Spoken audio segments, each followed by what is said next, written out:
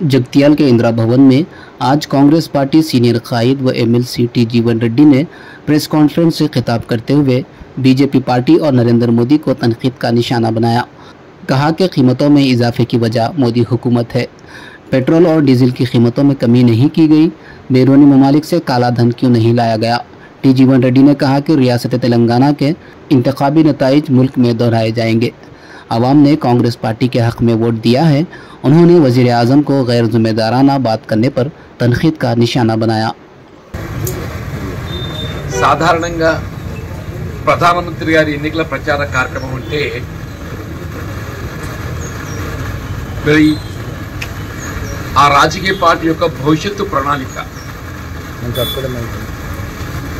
ఈ దేశ అభ్యున్నతి కొరకు ఏదైతుందో చేపట్టబోయేటువంటి కార్యక్రమాలను వివరించడము మనం సహజంగా భావిస్తాం. కానీ వల్ల ప్రధానమంత్రి గారి కార్యక్రమం మనం గమనించిన తర్వాత ఆయన ఇంతవరకు ఏదైతుందో సరే ఏ రాజకీయ పార్టీ అయినా వాళ్ళ గొప్పలు చెప్పుకోవడానికి ప్రయత్నం చేయడం సహజమైంది. కానీ భవిష్యత్తు ప్రణాళిక కూడా వివరించాల్సినటువంటి ఒక బాధ్యత ఆ రాజకీయ పార్టీపై ఉంది. ఒక దురదృష్టం ఏంటంటే స్వయంగా ప్రధానమంత్రి గారు ప్రసంగించినట్టు ఒక సమావేశం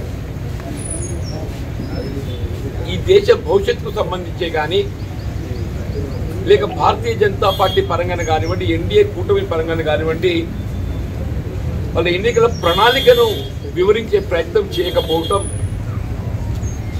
అంటే వాళ్ళు కొంత స్పష్టత రూపించిందని చెప్పక తప్పదని చెప్పండి. ఎంతవరకు అబ్కీ బార్ 400 నాకు ఆశ్చర్యమే చెప్పంటున్నా. ఒక ప్రధానమంత్రి గారు ఏదైతుందో వారి ఉపన్యాసం ప్రసంగం ఏదైతుందో కొంత నిర్మాణాత్మకంగా ఉంటుందని భావిస్తాం.